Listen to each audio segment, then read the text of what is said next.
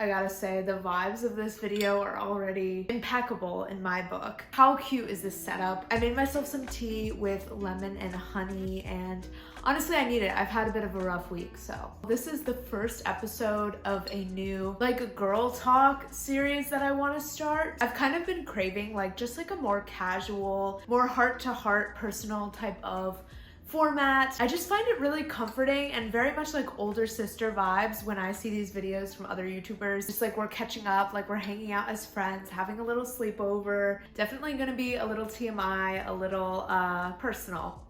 For sure. There's a reason why there's a playlist on my channel called Personal and Chatty, okay? All right, let's get into it without further ado. So the first thing that I wanted to talk about, because I think I have kind of a weird experience slash perspective on this, is hookup culture. We know it, we don't love it. Maybe we love it, I don't know. Obviously, I'm not here to shame anyone, okay? There's no shaming in this house.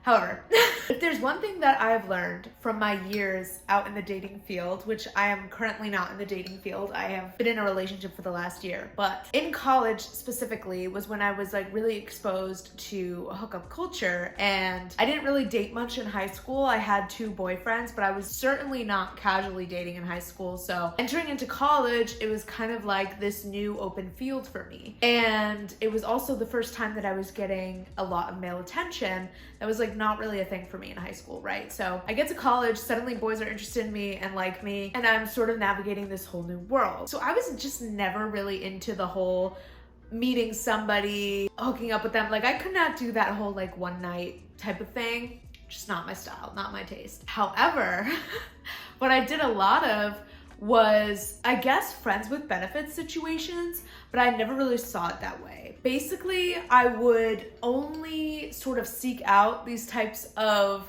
encounters with people that I had previously been at least acquaintances or decent friends with. Now, this caused me a lot of problems in college because hooking up with your friends can be messy, okay? It can be very messy. And there are certain situations where I kind of regret muddying a friendship with sort of making things a little blurry and maybe introducing romantic feelings when like they shouldn't have been, or I didn't intend for them to be introduced. Like that can definitely get messy, but I honestly think that overall, putting those like messier situations aside, I think it was a very healthy and very non-intimidating way for me to like sort of get that casual dating around experience, like that like hookup culture experience, because I knew these men on a platonic level before. Why am I saying men? I was in college. Because I knew these boys, okay, on a platonic level before ever like initiating or hooking up with them. I really think I was just like way more comfortable. Like I felt safe every time, even with more player type boys, because I knew them on this platonic personal level. And of course it was still sort of lucky that I didn't have any bad experiences, but I really do think that it led to me having much more positive, less scary, less intimidating, maybe even more caring, like more loving hookup experiences, because these were people that at least on some level genuinely cared about me, knew some things about me. Like we were friends. I knew more about their character, and I think that's what it ultimately boils down to. Like I generally knew what type of guys they were. I knew that I could trust them and feel safe with them, and that is like literally a life changer. So honestly, like I hesitate to give out this advice because it really can get messy and it can bite you in the ass hard, but I would rather have to deal with maybe some messiness that comes with like hooking up with guy friends versus dealing with the very potentially scary, like scarring situations that can come from hooking up with a stranger that you can't really know or trust, right? So like,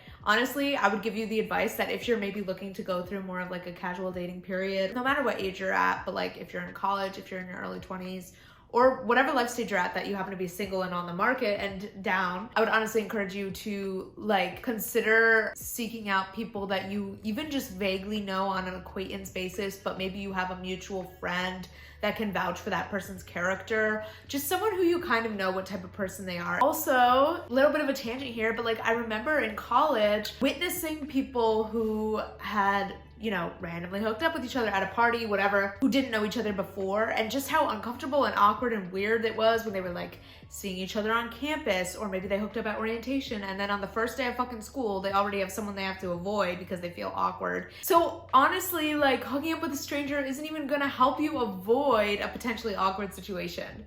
So like, go with someone you know. That's my hot take. Might be unpopular, but that's my thoughts. I can't even tell you how fucking therapeutic it is to like sit down here and talk. Like I said, very stressful week, very work heavy week. And honestly, like, this is the most me that I feel. I've become so much more comfortable in front of the camera now, to the point where I feel like I'm more honest in my videos than I am in my friendships in real life. Anyway, moving on.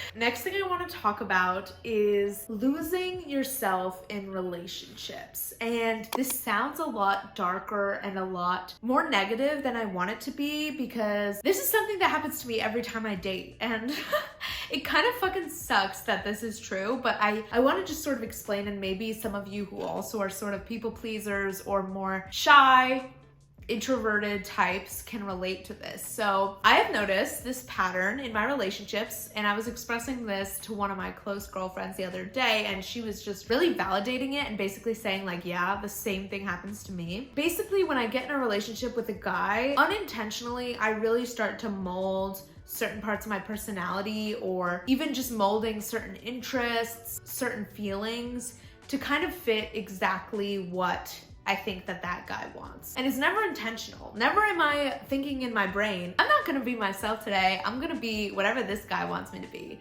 That's definitely not how it is. It's much more subconscious and unintentional than that, where despite how much I, on a very logical level, believe, hey, you should be yourself, you should show up authentically to your relationships, that's how you're gonna make real connections. Like, I believe all of that, but I think that in practice, I'm so determined to like make the person like me and to keep them in my life that I really meld myself to try and be the most agreeable, digestible version of me. And I was honestly so surprised and validated when I expressed this tendency that I thought was kind of shameful. Like, I'm kind of embarrassed that I do this, right? Because of course I want to be like Miss Independent, super strong, very confident, like knows who I am and isn't afraid to show anyone. Like, that's what I want to be. But it is good and vulnerable to address that I'm not there, right? So I was telling this to my friend in her car, and this friend of mine is one of the most impressive, confident, strong women that I know. Like, to the point where she's definitely a little intimidating and scary,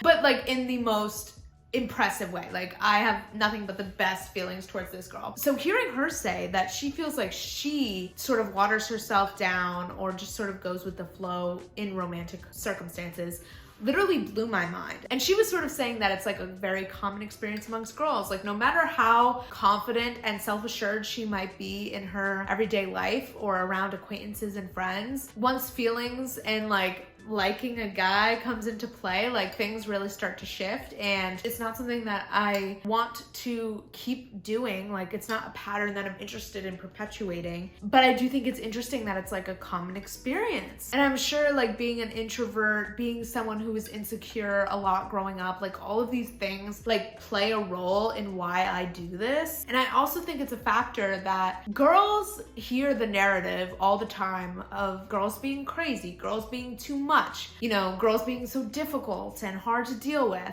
And I think sometimes as a reaction to that and not wanting to be annoying to guys, we have a tendency to try and be this super chill girl, to the point where maybe we are not really speaking our mind, we're not enforcing our interests, we're not saying contradictory opinions, you know? Like, I, for a very long time, would avoid confrontation like the plague because I wanted to be as easygoing and easy to get along with as possible. And I thought the second that I required a little bit more work or confrontation, that someone would leave me. Like, that was really the fear behind it, was like, if I make this relationship difficult by maybe bringing up something that I want the person to change, or bringing up something that I don't like in the relationship, or even just bringing up an opinion that the person doesn't agree with, that they might find not great, like they might not love, that I don't know. Let's say, for example, I disagreed on something politically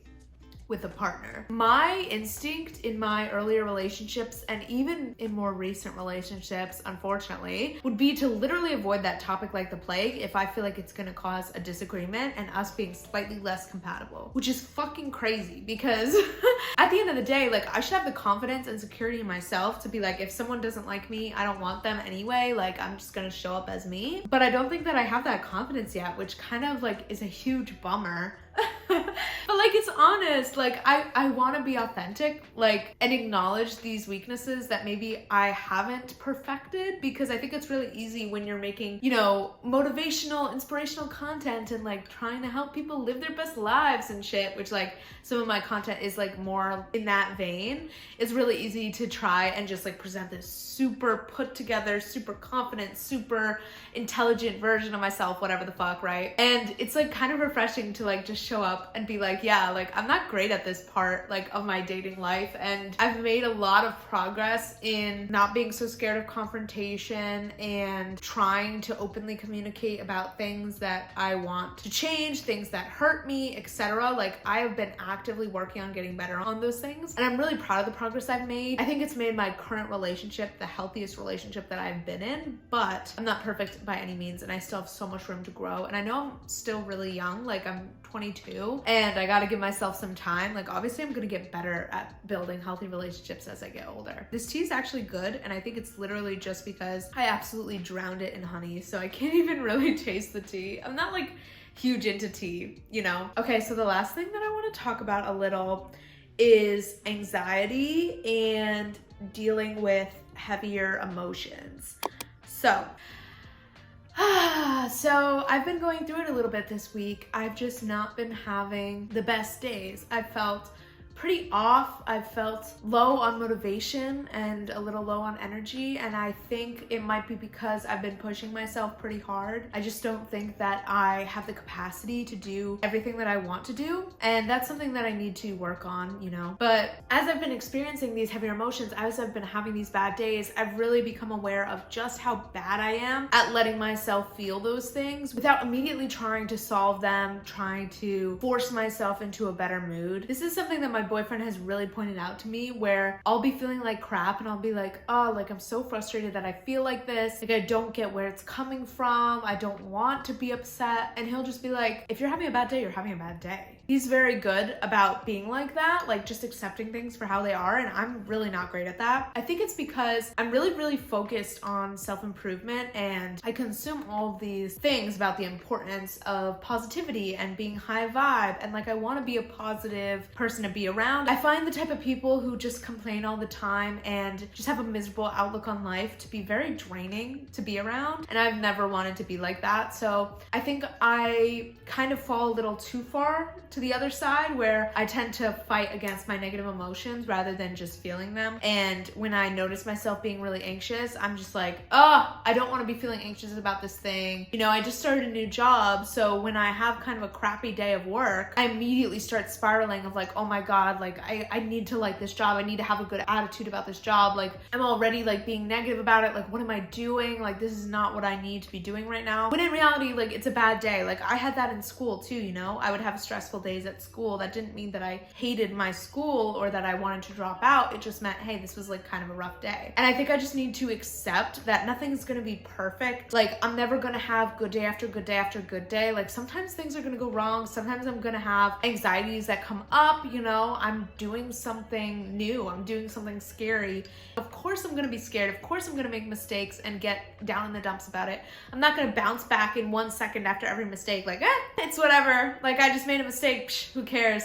Like that sounds great in theory, and I'd love to be that chill and non-attached in the future. But like sometimes shit is still gonna hurt. Like my ego's gonna get bruised. I'm gonna get stressed. I'm gonna get overwhelmed. And I think I need to just allow that to be what it is, because uncomfortable situations, difficult situations are a part of life. And I think I have a tendency to want to play it safe, to not want to be in those situations. And I really start to resist when I have to deal with that heavier shit. But like you have to deal with that heavier shit to do anything in life, you know? Like that's always gonna be a thing. So I think I'm just trying to learn how to show up for myself and just allow myself to be more authentic. Like, not trying to force good moods, not trying to resist, like, when genuine feelings come up, feeling them, letting myself take it a little easier during the day if I have to, letting myself take a night off if I have to, instead of immediately trying to be more productive in another way, you know? And just really taking some pressure off myself to be the final version of myself right now. I feel like I am so obsessed with making my life as great as it can be, with being as happy as I can be, with making progress really quickly in all these different areas that I want to improve, that I really hold myself to way too strict of a standard. I just want to embrace the difficult parts and